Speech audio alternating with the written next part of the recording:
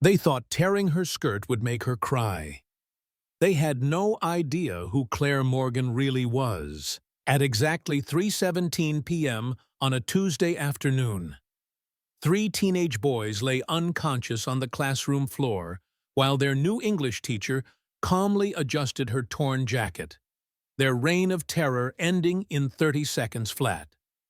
But to understand how we got here, we need to rewind 3 hours to when Claire first walked through the doors of Jefferson High School. The morning sun cast long shadows across the cracked parking lot as Claire Morgan pulled her beat-up Honda into the faculty space. At 28, she carried herself with the quiet confidence of someone who had faced real challenges and emerged stronger. Her auburn hair was pulled back in a simple ponytail, her navy blazer pressed despite coming from a thrift store. Most people saw a young teacher trying to make a difference. What they couldn't see was the steel beneath the surface. Jefferson High sat in the heart of suburban Atlanta, a sprawling complex that served over 2,000 students from diverse backgrounds. The school had decent test scores and a respectable reputation. But like many institutions, it harbored secrets that no amount of academic achievement could mask. Claire had been hired to replace Mrs. Henderson, a veteran teacher who had taken early retirement after what the principal diplomatically called classroom management issues. Room 237 would be her domain, a corner classroom with large windows overlooking the football field where autumn leaves danced in the crisp October breeze.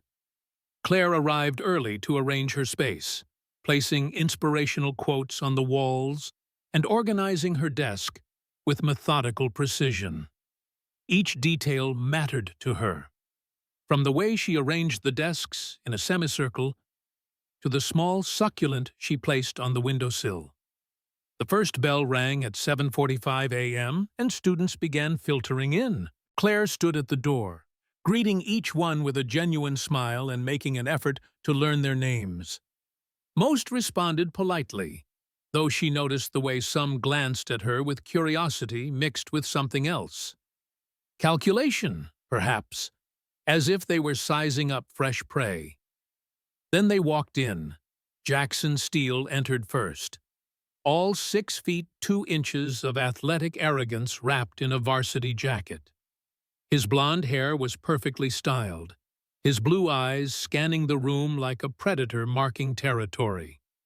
Behind him came Mason Torres, shorter but stockier, with the kind of permanent sneer that suggested he'd never heard the word no. The third member of their crew was Blake Morrison, quieter than the others, but carrying an expensive camera phone like a weapon. The three had been best friends since middle school, bonding over sports and a shared enjoyment of making others feel small. Jackson was the leader, blessed with natural charisma and parents wealthy enough to donate generously to the school's athletic programs. Mason was the principal's son, which gave him a level of immunity that would have impressed diplomatic ambassadors. Blake was the tech expert, a TikTok influencer with over 500,000 followers who specialized in humiliation content. They took seats in the back row without acknowledging Claire's greeting, already whispering and snickering about something on Blake's phone. She noted their behavior, but didn't react, choosing instead to begin her introduction to the class. "Good morning, everyone. I'm Ms. Morgan, and I'll be your English teacher this semester." Her voice carried clearly across the room, warm but with an underlying firmness that suggested she meant business. Before we dive into our curriculum, I want you to know that this classroom is a space where everyone can learn, grow, and express themselves through literature. Jackson snorted loud enough for everyone to hear. "Express ourselves. What is this? Therapy?"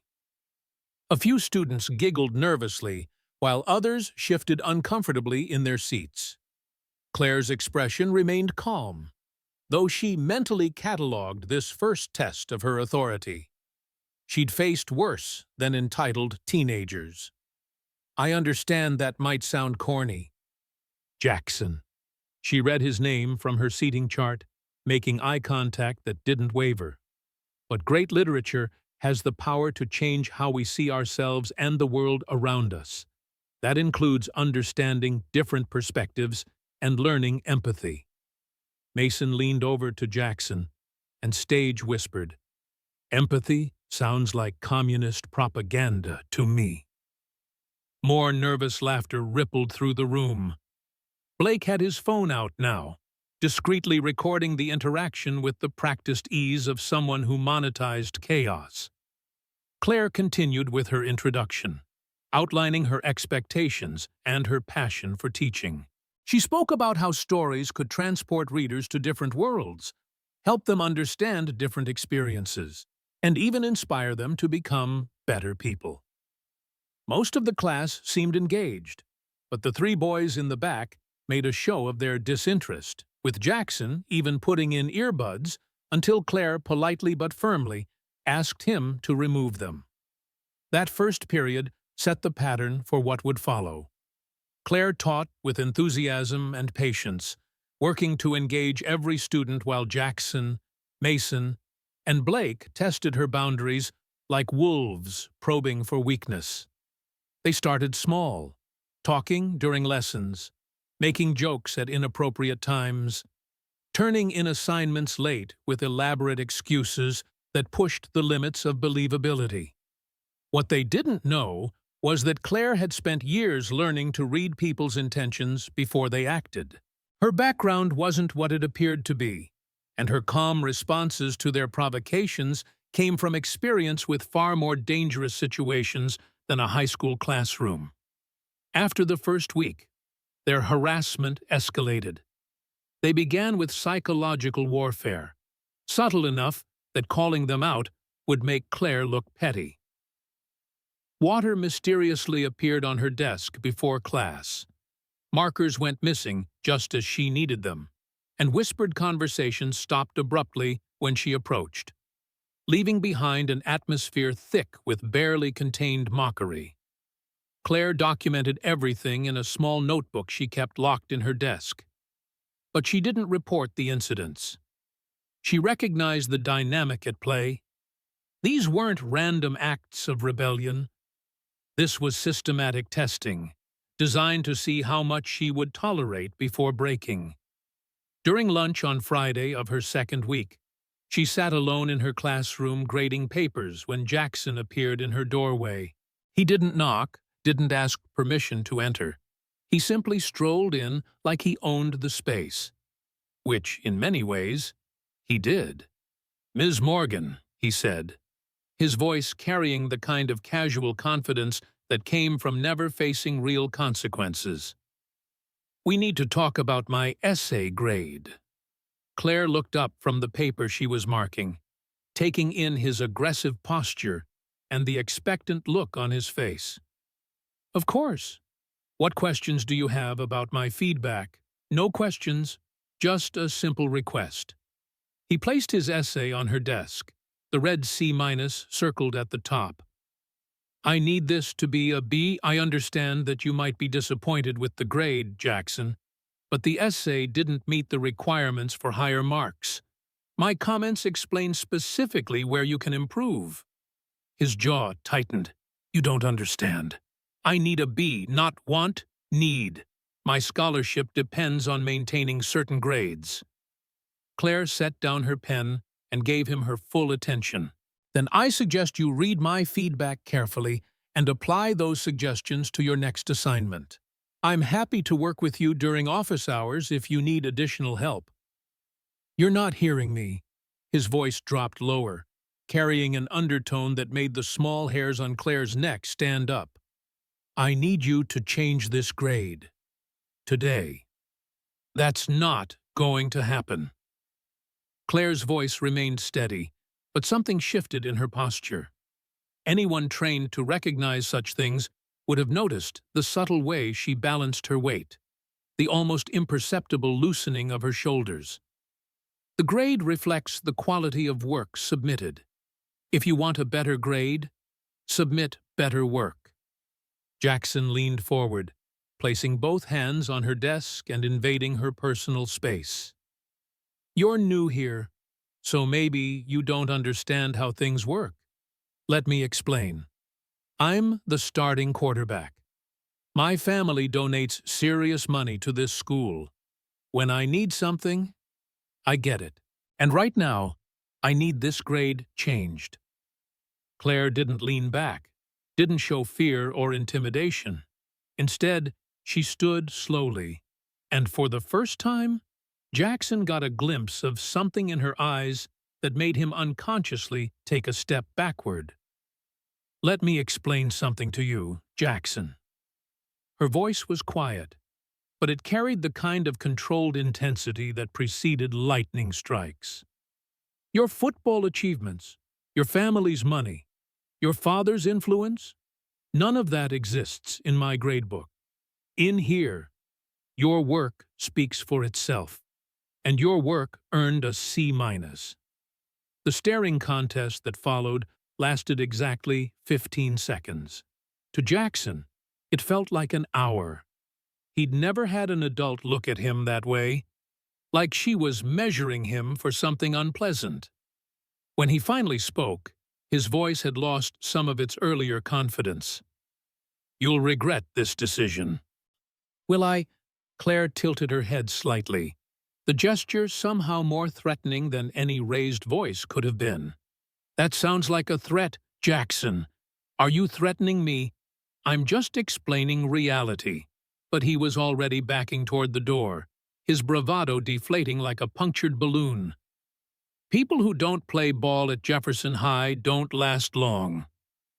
After he left, Claire sat back down and returned to her grading, but her hand trembled slightly as she picked up her pen. Not from fear, but from the adrenaline that came with recognizing a predator and refusing to show weakness. She'd been in this situation before, though not in a classroom setting. That weekend, Claire received a friend request on social media from Blake Morrison. She ignored it, but Monday morning brought evidence that her digital footprint was being scrutinized. Blake made casual references to her apartment complex, her car, even her grocery shopping habits. The message was clear. They were watching her, cataloging her vulnerabilities.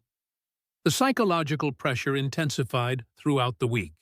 Mysterious scheduling conflicts meant she couldn't access the copy machine when she needed it. Her car was mysteriously blocked in the parking lot by vehicles that disappeared as soon as she approached. Her lunch disappeared from the faculty refrigerator, replaced by notes that read, "Sharing is caring," in Jackson's handwriting.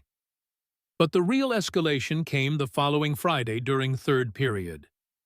Claire was leading a discussion about character motivation in To Kill a Mockingbird, when Mason stood up abruptly, interrupting a student's thoughtful comment about moral courage. "This is boring," he announced to the class. "Why are we reading about some old lawyer when we could be learning useful skills?" "Please sit down, Mason," Claire said firmly. Sarah was making an excellent point about Atticus Finch's ethical choices. "I don't care about Sarah's point," Mason shot back, his voice carrying his father's administrative authority. "I care about wasting time on irrelevant garbage." The classroom fell silent. Every student recognized the deliberate disrespect, the calculated challenge to Claire's authority. This wasn't teenage rebellion. This was warfare. "The material is part of our approved curriculum," Claire replied, her voice remaining level despite the tension crackling through the air. "If you have concerns about relevance, I'm happy to discuss how these themes apply to modern situations after class." Blake had his phone out now, recording openly. "Oh, this is definitely going on my story," he said loud enough for everyone to hear. "Teacher tries to force white guilt literature on diverse students. This'll get some views." "Put your phone away, Blake," Claire instructed. "Recording without permission violates school policy." Actually, Jackson joined in, standing up to tower over the classroom. I think we have a right to document educational malpractice. Maybe your teaching methods need some public scrutiny. The three of them had positioned themselves strategically around the room, creating a triangle of intimidation with Claire at the center. Other students pressed back in their seats, recognizing the aggressive energy building in the space. A few had their own phones out, sensing that something significant was about to happen. Claire looked at each of them in turn, her expression unreadable. "Gentlemen, you have 30 seconds to return to your seats before I call administration." "Go ahead," Mason laughed. "Call my dad. I'm sure he'll be very interested in your teaching techniques." 20 seconds, Claire said quietly. Jackson stepped closer, close enough that she could smell his expensive cologne mixed with the metallic scent of barely controlled aggression. "Or what you'll what?" Exactly 10 seconds. Blake was live streaming now, his voice taking on the performative quality of a social media influencer. "Guys, you need to see this. Teachers having a total meltdown because students questioned her authority.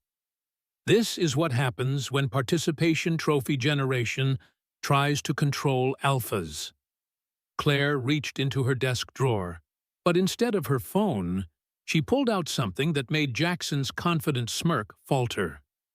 It was a small, leather-bound book, but the way she held it, the sudden shift in her energy, sent warning signals through the predatory part of his brain.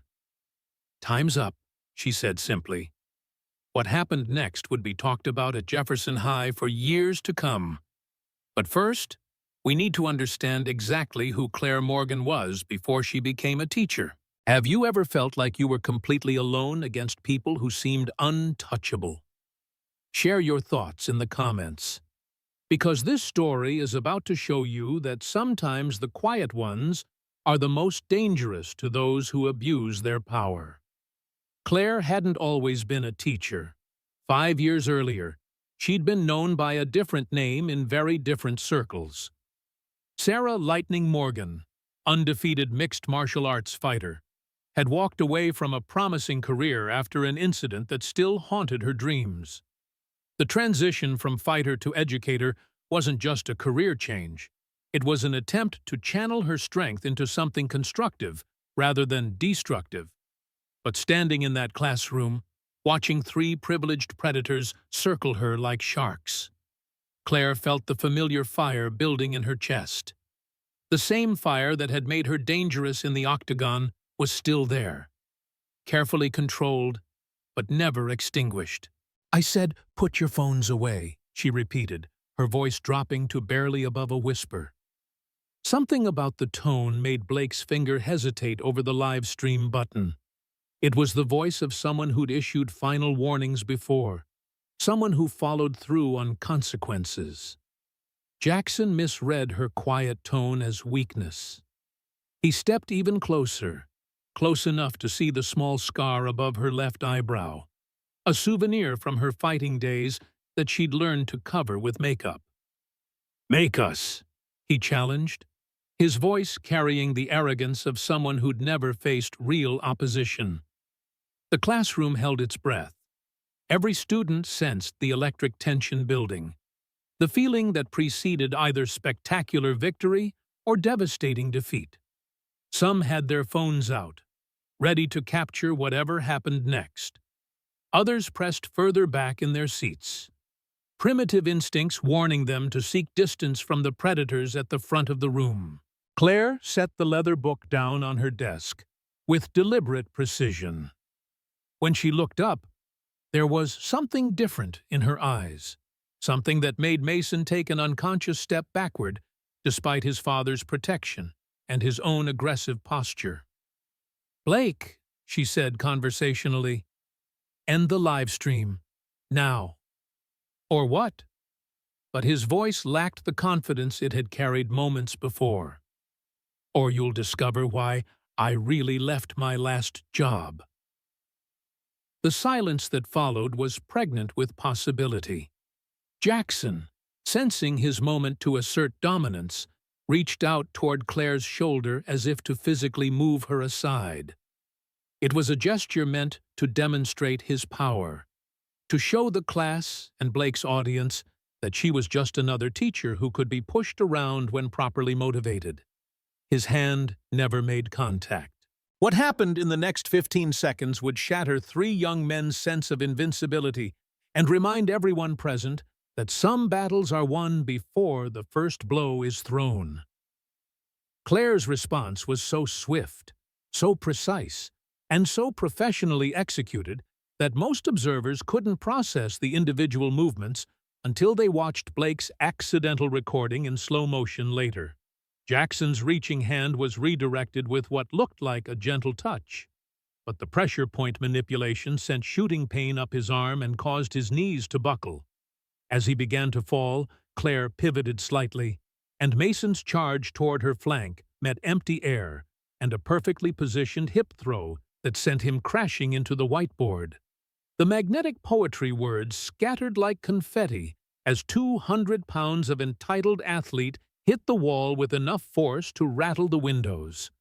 Blake, seeing his friends go down, tried to rush Claire from behind while still holding his phone. She sensed him coming without turning around, dropped her weight, and executed a simple but effective technique that left him grasping air while she stepped gracefully aside. His momentum carried him past her and directly into Jackson, who was just regaining his feet. Both boys went down in a tangle of limbs and wounded pride. The entire sequence took less time than it takes to sneeze. Claire hadn't thrown a single punch or kick, hadn't raised her voice or lost her composure. She'd simply used their own aggression against them, redirecting their force with the kind of martial precision that spoke to years of high-level training. The classroom was dead silent except for the sound of Blake's phone clattering across the floor, its live stream still running, but now showing only the acoustic ceiling tiles. 30 pairs of eyes stared at their English teacher, who stood calmly adjusting her blazer as if she'd just finished writing a grammar lesson on the board. Jackson sat on the floor, cradling his arm and staring at Claire with a mixture of shock and something that might have been fear. Mason lay against the whiteboard, blinking rapidly as he tried to process how he'd gone from charging aggressor to unconscious passenger in the span of a heartbeat. Blake was still tangled with Jackson, his carefully styled hair now resembling a bird's nest, and his phone broadcasting their humiliation to whoever was still watching. "As I was saying," Claire continued, her voice perfectly level, "we were discussing moral courage in To Kill a Mockingbird. Sarah, you were making an excellent point about how Atticus Finch chose to do what was right despite social pressure. Would you like to continue?" Sarah, a quiet junior who had been following the discussion before the interruption, stared at Claire with something approaching awe. I was saying that sometimes you have to stand up to bullies even when they seem more powerful than you." "Exactly right," Claire smiled, as if 3 students weren't currently recovering from the fastest takedown in Jefferson High history. Power isn't always what it appears to be on the surface. True strength often comes from discipline, training, and the wisdom to know when and how to use your abilities. Jackson finally found his voice, though it came out as more of a croak than his usual commanding tone. "What? Who are you?" Claire walked to her desk and picked up the leather book she'd set down earlier. It wasn't a planner or grade book, as the students had assumed. It was a championship belt record, documenting 5 years of professional mixed martial arts competition. 5 years of victories against opponents who'd underestimated the quiet girl with the quick hands and quicker mind. "I'm Sarah Lightning Morgan," she said simply, setting the book where everyone could see it. "Google it." The effect was immediate. Students throughout the classroom began frantically typing on their phones, and within seconds, gasps and whispered exclamations filled the air. "Oh my God," someone whispered. She's a professional fighter, undefeated for 5 years. Look at this highlight reel. She knocked out guys twice her size. Blake, finally untangling himself from Jackson, scrambled for his phone, but instead of ending the live stream, he stared at the screen in horror. The viewer count had exploded, comments were flooding in, and the video was already being shared across multiple platforms. What had started as a planned humiliation of a new teacher had become documentation of their own spectacular defeat. The door burst open, and Principal Torres rushed in, followed by 2 other administrators and a campus security officer. His face was flushed, his hair disheveled, clearly having run from wherever he'd been when someone reported the disturbance. "What happened here?" he demanded, his eyes taking in his son sitting dazed against the whiteboard, Jackson still cradling his arm, and Blake staring at his phone like it contained the secrets of the universe. These 3 students became disruptive during class discussion, Claire explained calmly. When they became physically aggressive, I used defensive techniques to protect myself and maintain classroom safety. Defensive techniques. Principal Torres's voice climbed an octave. Ms. Morgan, did you put your hands on students? I used minimal force to redirect their aggression when they initiated physical contact, Claire replied, her tone remaining professional despite the obvious implications. Everything was captured on Mr. Morrison's live stream. I'm sure the footage will show exactly what transpired. Blake's face went pale as he realized that his plan to humiliate Claire had instead created irrefutable evidence of their own misconduct. The live stream had recorded everything, from their deliberate disruption of class to Jackson's threatening approach to their failed attempt at physical intimidation. Principal Torres looked between his son, who was still slumped against the whiteboard, and Claire, who stood composed and professional, despite having just dismantled 3 athletic teenagers in less time than it took to solve a simple math problem. Ms. Morgan, he said carefully, I think you need to come to my office, immediately. Of course, Claire agreed.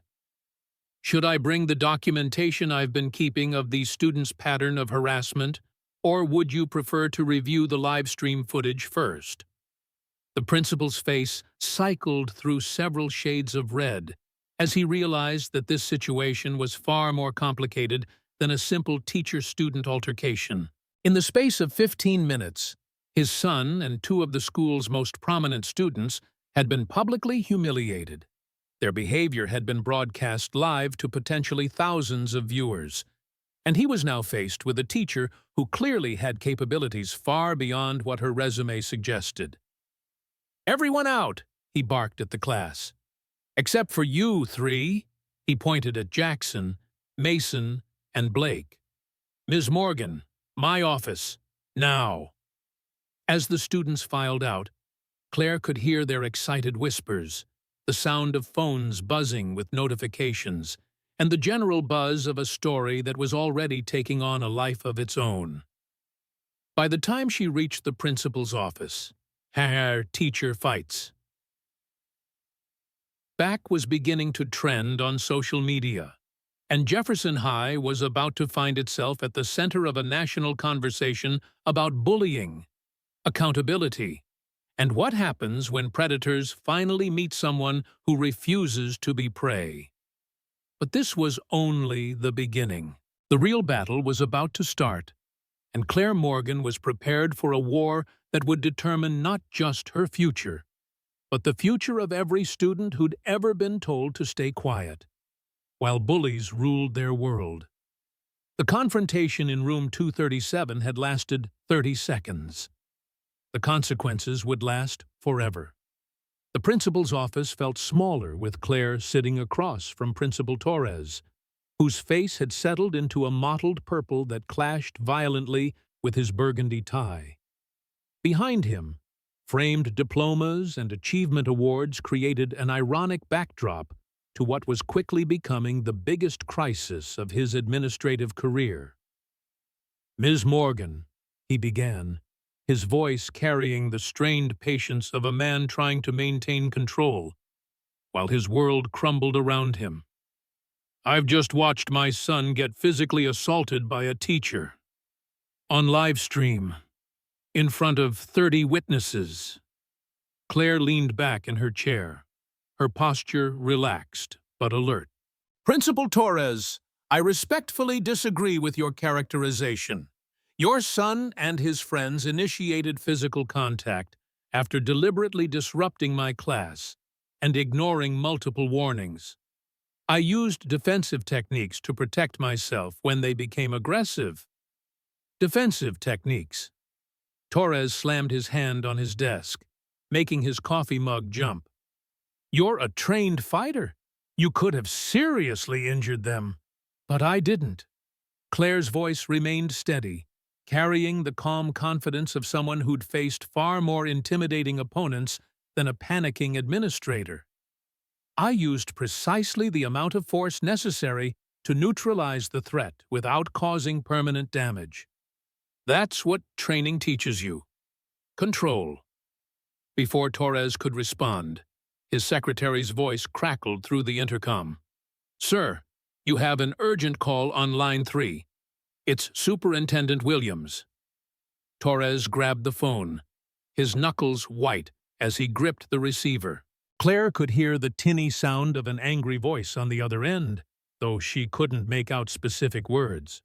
What she could see was the way Torres's face went from purple to gray to an unhealthy shade of green as the conversation progressed.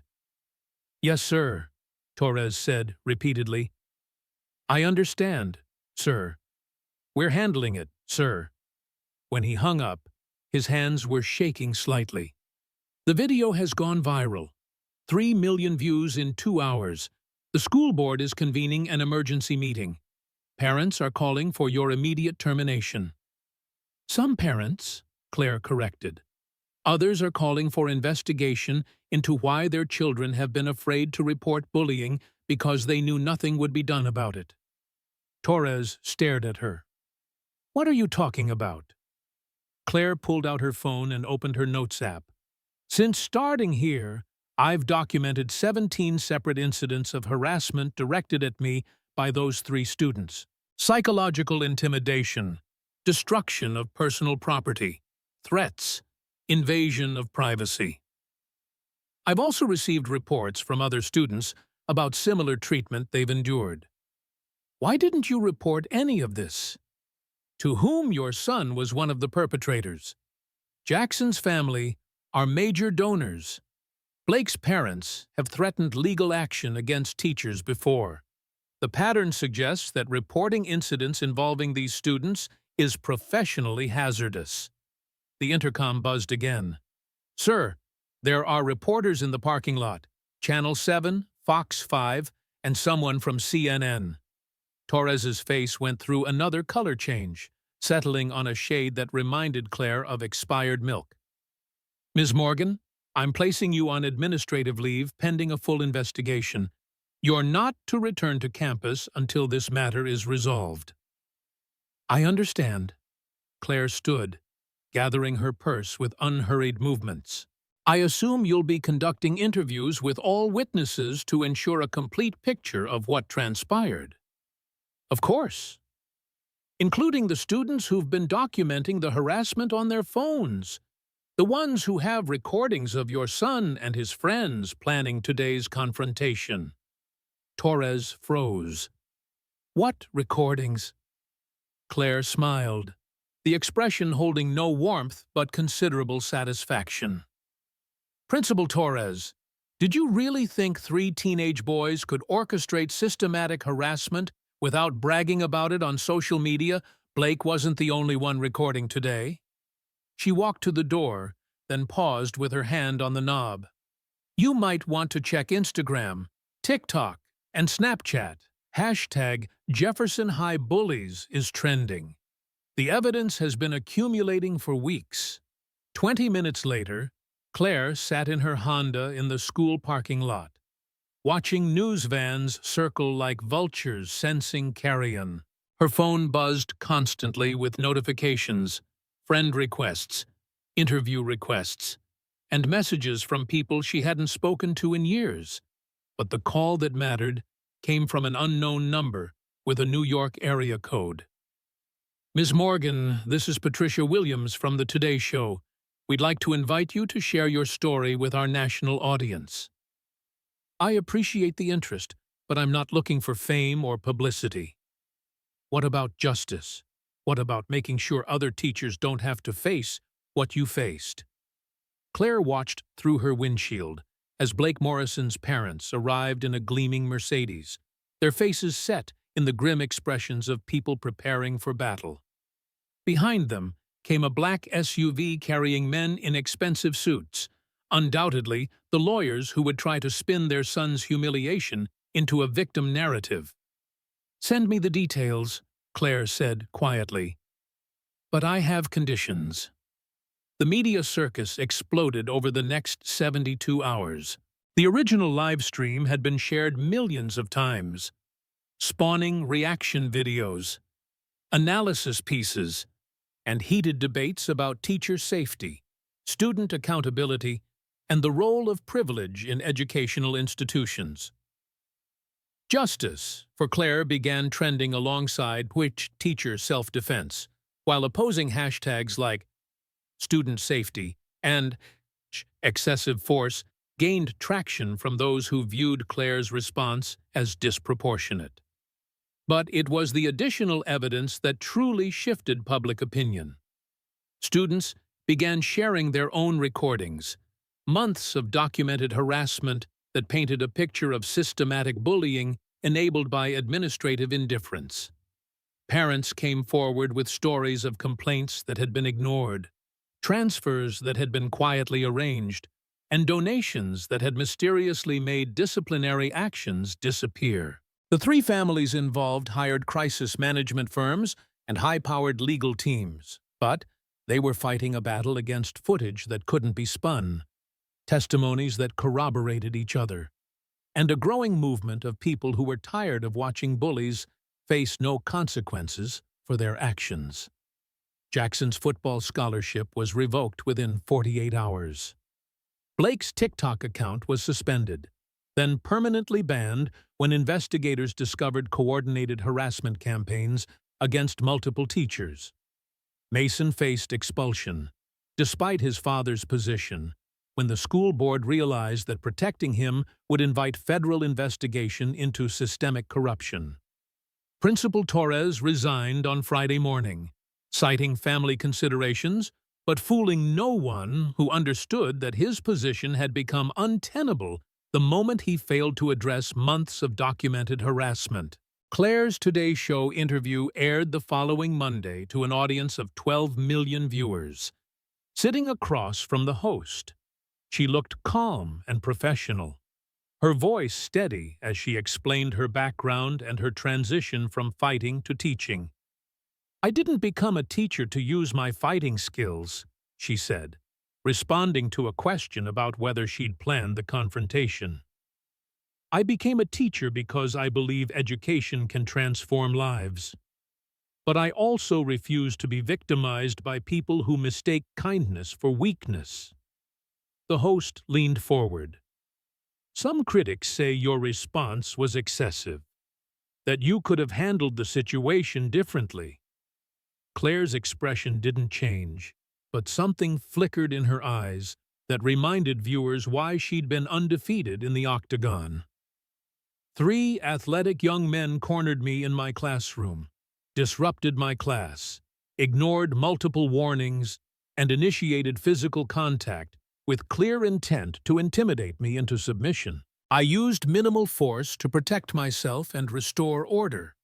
The alternative was allowing them to successfully demonstrate that teachers are powerless against students whose families have money and influence. What do you say to people who worry about teachers using violence against students? I say that what happened in my classroom wasn't violence. It was accountability. Violence is what those 3 students had been inflicting on their classmates for months, while administrators looked the other way. Violence is the culture of fear they created, where students were afraid to report harassment because they knew nothing would be done about it. The interview sparked renewed debate, but polls showed that 68% of viewers supported Claire's actions, with even higher support among teachers and parents who had experienced similar situations. 6 months later, Claire stood before a packed auditorium at Jefferson High School, which had been renamed following a comprehensive restructuring that included new leadership, updated policies, and a zero-tolerance approach to harassment that was being studied by school districts nationwide. The students who filled every seat represented a transformed culture, one where academic excellence was celebrated, differences were respected, and the idea that money could purchase immunity had been thoroughly discredited. When I first walked into room 237, Claire told the audience, I thought I was just starting a new job. I had no idea I was walking into a battle for the soul of this institution. In the front row, she could see faces that told the story of change. Sarah, the quiet student who had continued her point about moral courage, now served as student body president. Other former victims of the harassment campaign had found their voices, becoming advocates for policies that protected vulnerable students. The lesson isn't that teachers should know martial arts, Claire continued, though it doesn't hurt.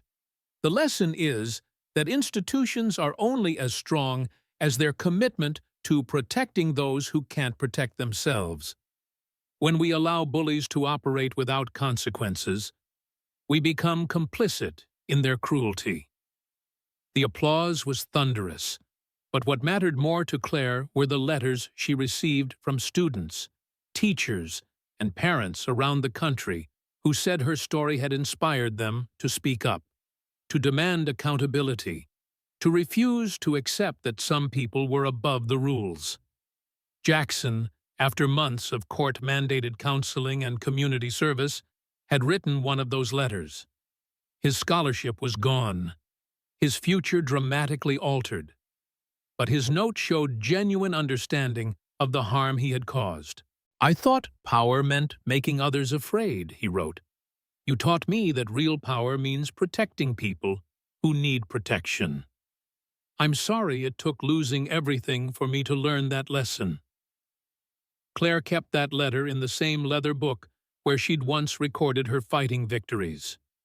It reminded her that sometimes the most important battles weren't won with physical techniques, but with the courage to stand firm when standing firm seemed impossible. The documentary about the Jefferson High case premiered 2 years later, sparking a national conversation about educational reform that led to federal legislation protecting teachers from harassment and requiring transparent reporting of disciplinary actions. But for Claire, the real victory wasn't the policy changes or the media attention. It was walking into her classroom every morning knowing that her students felt safe, that learning could flourish without fear, and that she had proven a simple but powerful truth. Sometimes the quiet ones aren't quiet because they're weak. Sometimes they're quiet because they're strong enough to choose when to speak. And when they finally use their voice, the whole world listens. The bell rang for first period, and Claire Morgan, former professional fighter turned educator turned accidental activist, smiled as her students filed in. Each face represented possibility, potential, and the promise that this generation would understand something that their predecessors had forgotten. Strength isn't about domination. It's about protection. And sometimes protecting others means refusing to let bullies win, no matter how much money they have, how much influence they wield, or how untouchable they believe themselves to be. The lesson plan for the day was about heroes in literature, but Claire knew her students had already learned the most important lesson of all. Heroes don't always wear capes. Sometimes they wear teacher badges and carry grade books. And when the moment comes to choose between safety and justice, real heroes don't hesitate. They stand firm. They speak truth. And they remind the world that power belongs to those brave enough to use it in service of others. The story of Claire Morgan became legend. But more importantly, it became change. And somewhere in a classroom, a new teacher facing their first challenge remembers her example and chooses courage over compliance, justice over silence, and hope over fear. If this story resonated with you, share your own experiences of standing up to injustice in the comments. Sometimes knowing we're not alone gives us the strength to be the hero our situation needs. 3 years after the Jefferson High incident, Claire received a package with no return address. Inside was a graduation photo of a young woman she didn't immediately recognize, along with a handwritten note that made her sit down hard in her kitchen chair. "Ms. Morgan, you don't know me, but I was in the hallway that day. I watched you stand up to those boys, and it changed everything for me. I was being bullied too, but I was too scared to tell anyone. Seeing you refuse to back down gave me the courage to speak up about what was happening to me. I'm graduating valedictorian next month, and I wanted you to know that your 30 seconds of bravery saved my entire high school experience. Thank you for showing me that being quiet doesn't mean being powerless." Claire keeps that photo on her desk now, next to dozens of others from students across the country who found their voices after witnessing someone else refuse to be silenced. Each image represents a ripple effect that extends far beyond one classroom confrontation. Proof that courage is contagious and that sometimes the most important lessons happen outside the curriculum. The quiet revolution continues. One brave choice at a time. One person deciding that enough is enough. One voice raised in defense of those who need protection. Because real change doesn't happen in government buildings or corporate boardrooms. It happens in moments when ordinary people choose to be extraordinary, when teachers become warriors, and when standing up becomes standing together.